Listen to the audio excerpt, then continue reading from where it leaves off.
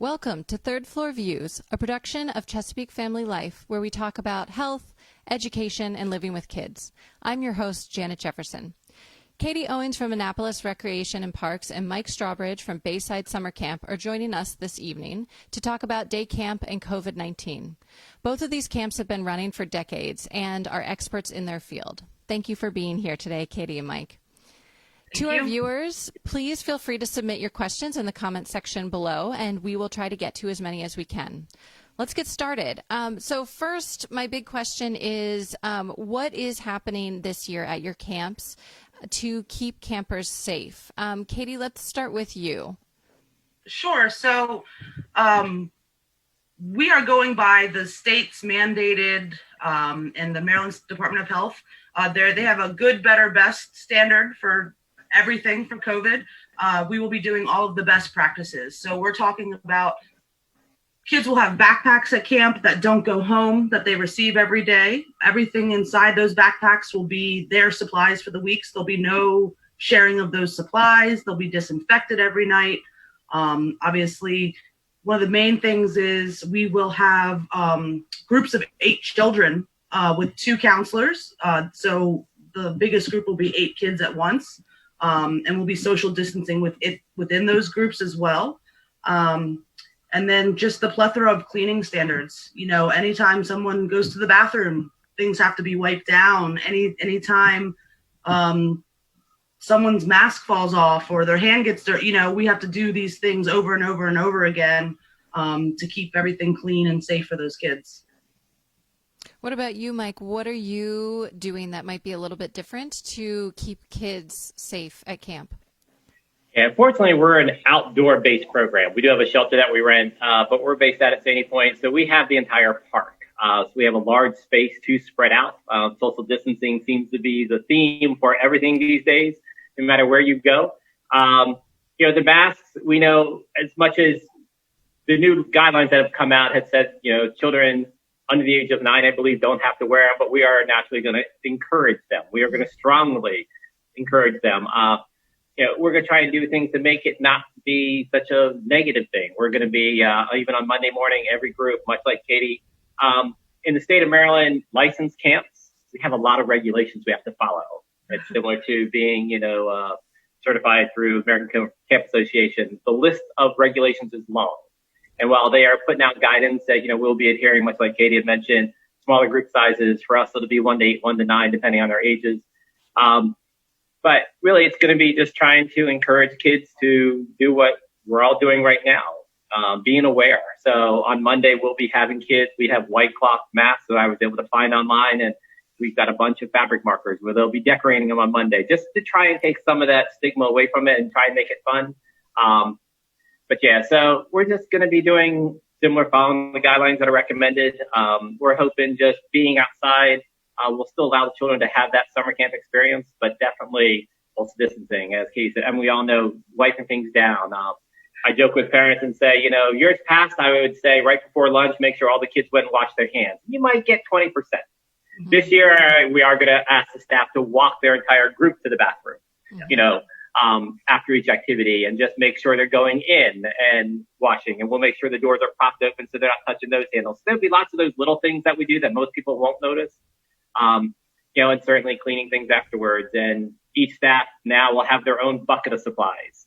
At the end of every day, we'll make sure, and each group, the state has said they don't want groups intermixing. So for us, it'll be different, but we're hoping we can still allow them to be kids and still have an amazing experience. But yeah, it's going to be a lot of just subtle changes, but definitely a lot more hygiene, a lot more cleanliness, a lot more, and that's social distancing. So, so hopefully things will work well, and we will allow the kids to still be able to have fun, but stay safe. Right, right. So, Mike, you were saying because you're outside, social distancing should be a little bit easier. But is there anything else that you're doing to promote social distancing in terms of thinking about how does camp run, the activities that you do, or the number of kids that are coming in contact with each other? What are some of the things that you're doing to help promote that social distancing? Well, for us, and one of the guidelines that was issued is that groups are not allowed to intermix. So for us, it's going to be quite a bit different. Normally in our program, everybody mixes. We divide our day into activity periods, and normally the kids would choose their activities and they'd rotate between different staff depending on staff strength. This year, staff are going to end up having to work a little bit harder, and that they're going to take a group of kids, and the expectation is that they'll entertain them all week long, but they'll stay sort of in their own little group. So rather than having 30 children sign up for canoeing and paddleboarding, it'll be one group coming down at a time. So it'll be a group of no more than 10 with their staff. And rather than I would usually put 2 or 3 kids in a canoe, now it'll just be 2, and the thought process, I believe, behind the state and keeping kids, if they're in their same little pod or the same grouping and they're not mixing with a regular camp, that should help. When we go swimming, naturally you can't wear your mask down at the beach, but we're going to have the beach divided into sections. We're rotating our groups down to the beach. Normally we'd all go down to in a large group, and the kids could decide whether they wanted to stay up at land activities and play soccer or read a book under a tree or hang out with friends and listen to music, while the majority went down to the beach. This year, it's going to be a group goes down. They'll have a section of the beach that is theirs. It's going to be a challenge, but I think we can do it because, like I said, we're in such a large space. By staggering different activities, not having all the kids, going crabbing at the same time or having them do certain things. The biggest change for us is some of the sports. I feel those kids who love to play soccer, when the state's asking us not to allow groups to get together, soccer's not as much 5-on-5. But it's, it's hard to play baseball 5-on-5. It's a big field to be covering when there's just 5 outfielders. So there will be those challenges, but as the season goes on, maybe standards will relax a little bit and kids can compete a little bit, play against each other, but we'll see. But spreading out and the social distancing, so within their groups, when they're together close, we're going to make sure everybody's wearing their masks and that they are not sitting right on top of each other and spreading out. But the thought is, if it's just one group doing things by themselves at a time, and staying in their groups and not mixing up, the social distancing should help take care of itself. Right, right. What about you, Katie? Are you relying a lot on sort of group bubbling and not doing big group interaction? Or are there other tactics that you guys are using? Sure. So like you said with the beach, Mike, we are actually going to have a camp of 40 children. And we're going to take one of our outfield spaces from one of our softball fields, and we're going to quadrant it off into 5 sections across the field with paint, with literal, sports paint. They're all going to have their little tent and their home base with a table there. But that's going to be that group's quadrant. And, we have a lot of space too. We have all of Truxton Park. We have down by the water, the skate park, all the trails, all of that. So we are going to really put them in the direction of take your kids out everywhere. Go see, we're doing nature camps. We're going to be doing water sport camps where we can keep them social distance. And another thing we're doing, I failed to mention, we're actually going to be taking temperatures every morning. So when their parents come to drop them off, which we're also doing staggered drop-off times as well, which we can get into, I'm sure, later. But there's a little questionnaire that they're going to have to fill out, and they're going to have to get their temperatures taken. Their parents are going to have to sign, and then it moves into if they show any signs and symptoms of COVID, which kids every day will come up and say, I don't feel well. We have to take those very seriously, and they do have to be picked up, those sorts of things, if there are any similar symptoms. But, how many sicknesses go around with those symptoms? So it's going to be tough to manage all of that. And I think we're not going to really know until we're in the middle of it, how things are really going to play out 100%.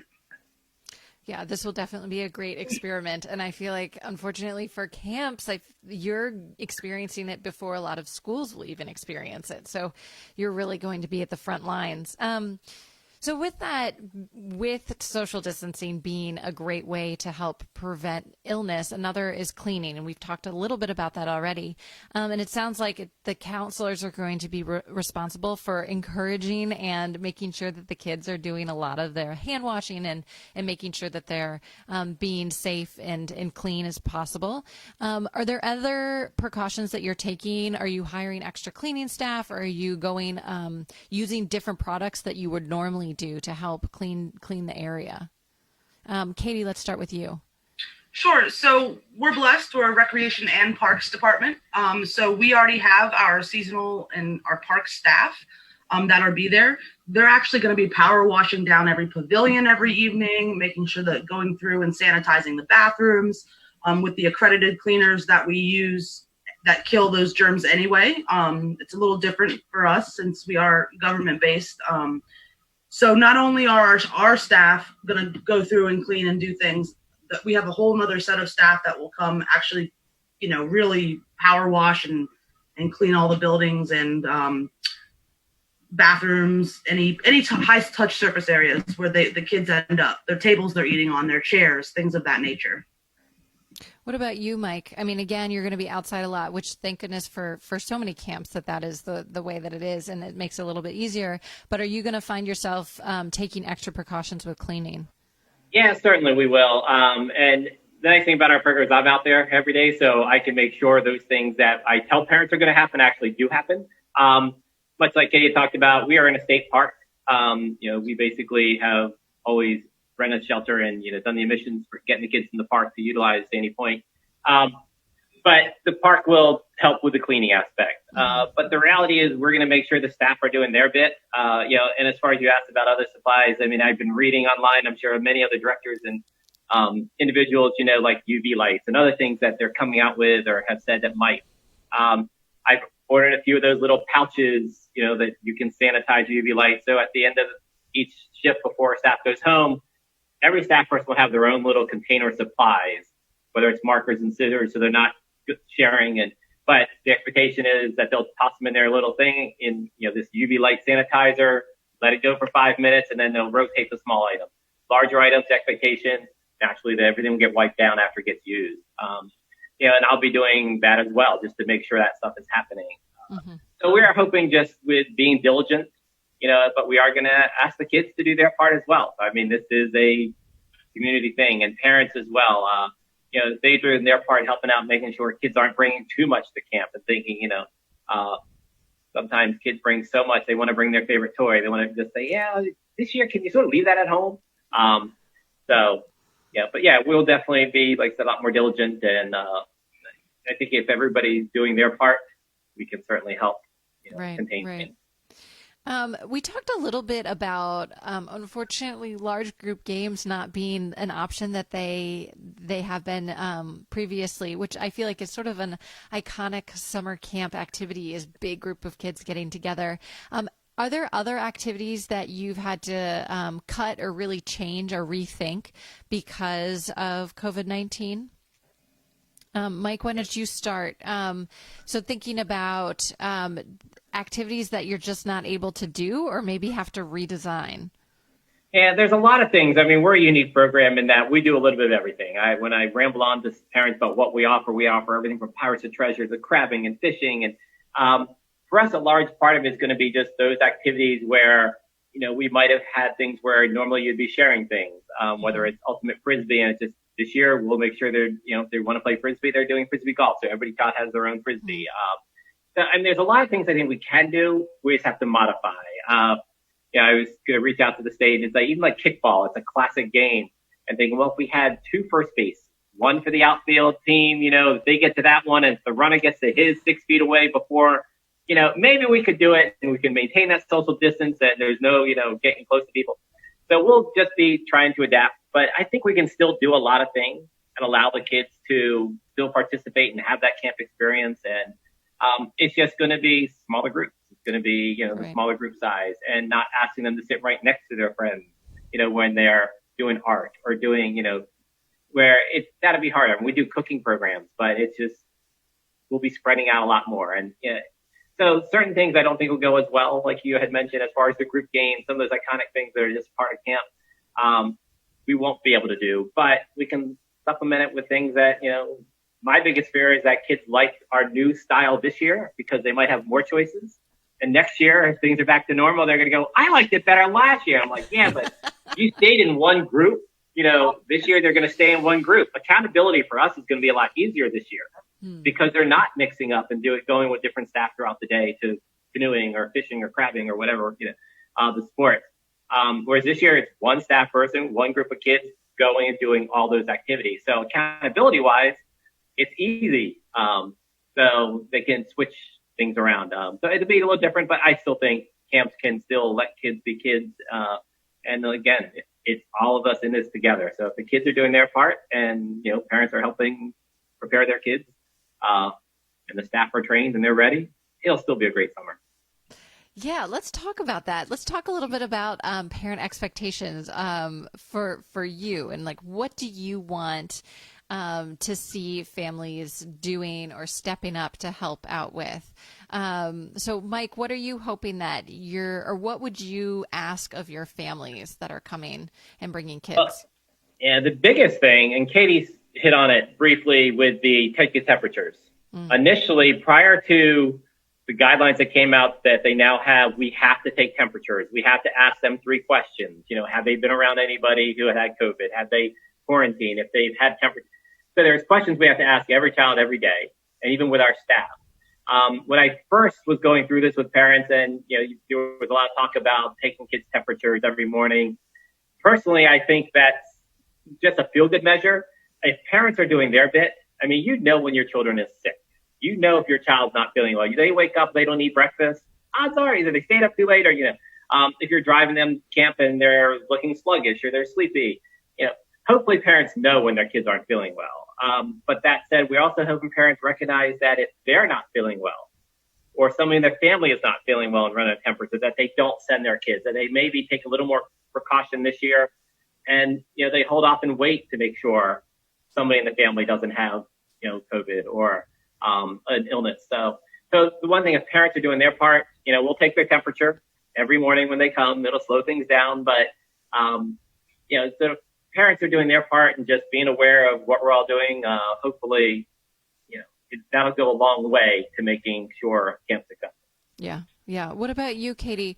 What are you asking of parents to do to help out with camp?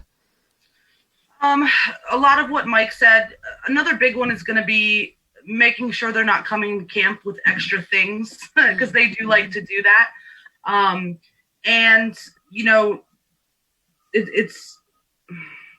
It's an honesty thing. If you're not feeling well or you haven't felt well, we serve a lot of different types of populations. That's one thing where we're going to be a little bit unique.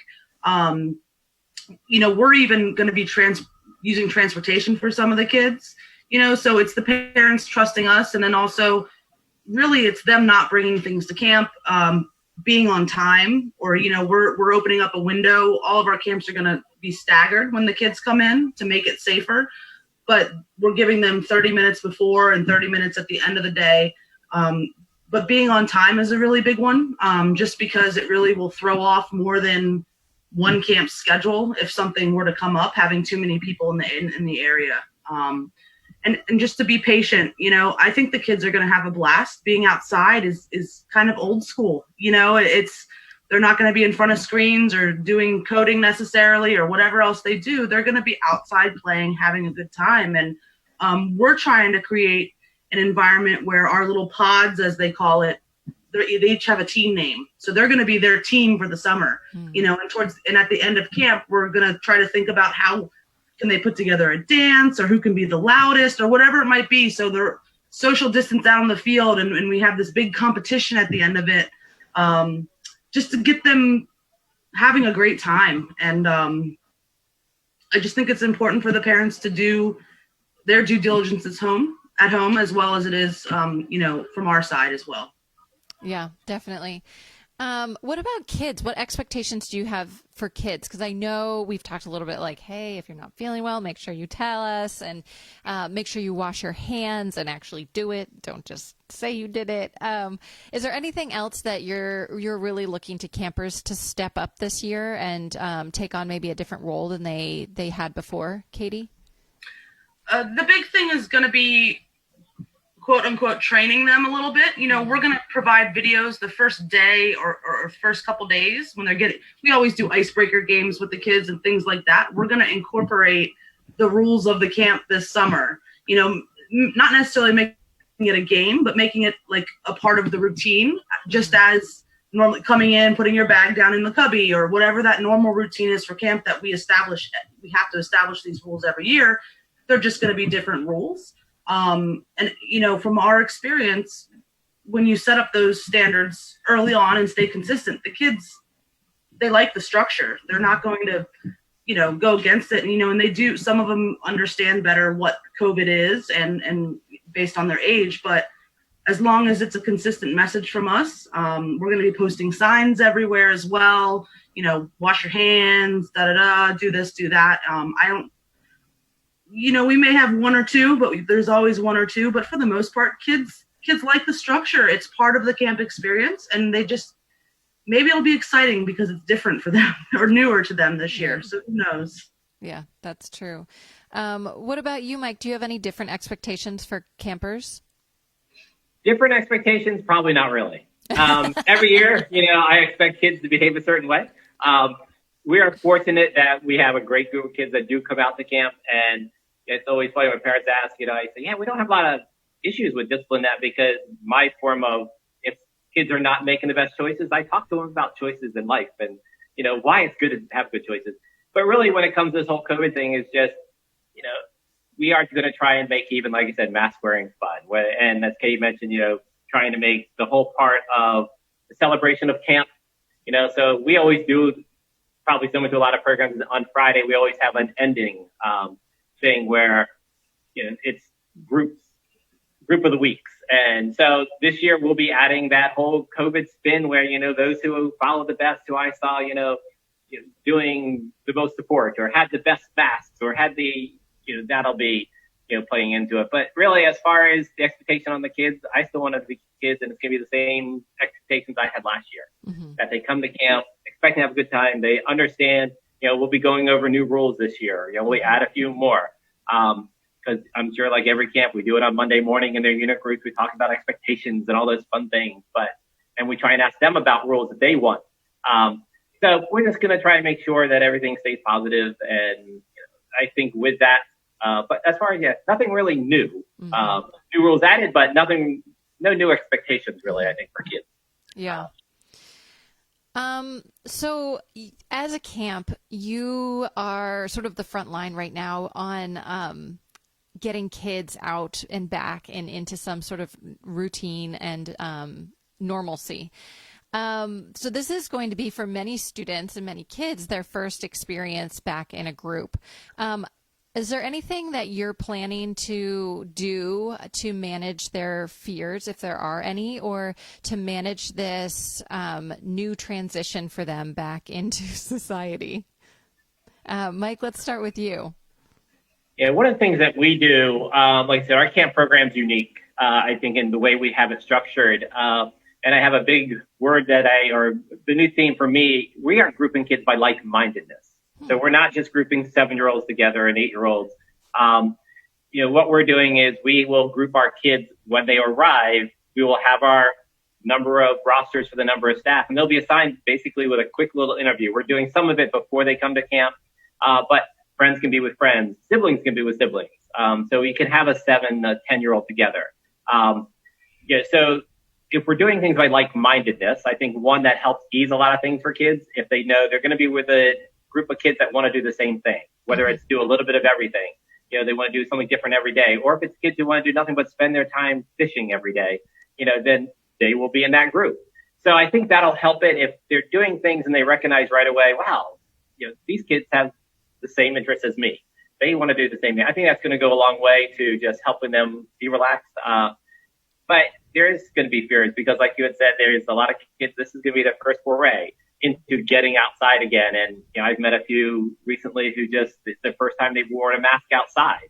It's like, I've had a parent who said her 6-year-old won't wear one. And I was like, well, let me deal with that. We're going to try and make it fun and, send it with her. And now, like I said, the state says she doesn't have to wear one. She's under the age of 9. But the reality is, to me, if our 7 or our 9-year-olds are wearing them, so should the 8. And if the 8, so should the 7. So we're going to just encourage a lot of that. And we're going to try and make it fun and try and just stay positive. But we all have to recognize the kids, and we'll train our staff with that too. Just be prepared for it. There is going to be a lot of nervousness, but we get kids who are nervous on the first day of camp every year, regardless. This is just, I think more kids are going to be so eager to get out and to be outside of their house and away from their siblings. For just as many parents that are saying, can my 9 and 11-year-olds stay together? There are some saying, can my 9 and 11-year-old not see each other? So Absolutely. It really is just about trying to do what's best for the kids and, and the families. And, so we're hoping just by just listening, and just every situation is different. So it's nice we can be flexible. And as directors and, or owner of a camp, we can certainly modify and just, what we do. Yeah, definitely. What about you, Katie? How are you guys planning on managing kids' fears with the coronavirus? We're going to dive right in. You have kids, those nervous kids, those shy kids, the kids screaming that they don't want to be there. I don't think it's much different in the essence of what's going on. It's just something different. And that's going to be a part of our icebreakers that we do. It's going to be a part of, we really want our counselors, because we are such a large program. We have so many different types of programs. We're going to concentrate on the relationships built with their counselors this year, since they will be with that group the entire time. So we're leaning a lot on the counselors, but I think they're excited for it. They want to get to know more about the kids. The kids trust them more. And I think it's a very natural relationship that happens, which is so great in summer camp. We're going to go in it with a positive attitude. Things are going to come up. But other than that, I think the closeness of it, even though the social distancing part isn't, the closeness of being with the same group of people will actually be a positive thing. Maybe they make a friend because they know their best friend's not coming to camp. Maybe someone makes a brand new friend and they'll come into camp next year with a kid that lives on the opposite side of town of them that they'd never know existed. And now they're best friends and they want to see each other, and they're going to want to come to camp next year. So, we're really leaning on those positives to get kids to build those relationships, to get our counselors super engaged, even more so than normal, and to be very vigilant and mindful. So we're going to play a lot about being mindful, teach the kids the idea of being mindful of where your hands are, what you've touched, have you washed, and that's going to be a part of our training for the kids, the new rules and what's on the schedule. And it will become routine. It really doesn't take long usually to get those kids involved. And I don't think it's going to have a negative impact overall for the camps. That's promising. Yeah. So my final question for both of you is maybe the most important one is, will summer camp be fun this year? Because there are so many things to worry about. And I think, at least for, from the adult perspective, from the parent perspective, we're thinking about all these things. And for so long with our kids cooped up in our own houses, it's been that our children have been surrounded by our own fears. So is summer camp going to be fun this year? So what do you think, Katie? Is summer camp going to be fun? Well, I'm going to spin it on the positive again, because this is the time and the place where they can get out of their boredom, where they can get away from their parents even, and they can have that separation, have a little bit of freedom, a little bit of independence, and then also have that, similar age social interaction that I know, I have a 6-year-old. I think he went 2.5 weeks without even speaking to another child. Which just breaks my heart, just to have them around each other. I think the kids are going to be much more happy than they have been being cooped up inside. The fun may look a little different from the outside, but what they're doing, what they're learning, how their characters are being built, the relationships they're building, I don't think it's going to change very much. And if anything, I'm really excited to keep those kids that wouldn't normally spend a lot of time outside, to give them that experience of being outside again, Definitely. What about you, Mike? Is summer camp going to be fun? Every year. Now, I always make it look like I'm having a lot of fun, but it is a lot of work, and the staff definitely work harder than I like it when a staff person makes it look easy. But the reality is, it is camp, and it will be. It will be a little bit different. For us, we're in a very fortunate situation that we've always run our camp with the emphasis on kids who are creative or be able to choose their activities. This year, I think some kids will have more fun. I think our setup this year will probably benefit certain kids because they'll get to do more. They won't do bug hunts the same time every day for 4 days with different, they'll do bug hunt 2 days, and then they might do, pirates and treasure or something, or they might be able to go crabbing, or whereas before they would have maybe just tried the things they were comfortable with. So for us, I think it could be great that it will be different. As Kate, camp's gonna be a little different, in that there won't be interaction, and I think that's a huge part of being a kid. But we're hoping by doing the like-mindedness grouping that usually that's the kids that you end up becoming friends with that have similar interests. When you meet a group of kids, whether it's a group of 100, the kids you usually tend to gravitate to are the ones that have similar interests, whether it's Pokemon cards or anything. They tend to find each other. So we're hoping that by allowing them to group together based on more their interests than just their age, and sort of creating their own camp. So every week, each group of kids will sort of create with their staff person their own little specialty camp all week long and have lots of opportunities to be outside and just try new things and do things that they remember having fun from last year. So yeah, now camp will definitely be fun. And as staff, we're definitely stressed a little bit about, can we make sure it stays safe all summer? And we're going to do our part, but that happens whether it's COVID-19 or COVID 2020 edition or whether it's, just what would be normally a regular summer. I mean, it's a lot that goes into planning and preparing and, but the reward is so great, that, looking forward to Bayside Camp 2020 COVID edition, and, we're going to make the best of it and hope that, we can just give kids and families a wonderful place to send their kids. So. I have no doubt. That summer camp will be fun this year. And even though it might look a little bit different, I doubt kids will even notice that much. So thank you so much to Katie Owens and Mike Strawbridge for being here with us today to talk a little bit about Camp 2020 and what it looks like with coronavirus. And thank you to all our viewers and listeners. Make sure you visit ChesapeakeFamily.com for up-to-date local information on home, health, and living for today's Maryland parent. Specifically, we have up-to-date camp listings that include openings, closures, and delays. So make sure to check that out.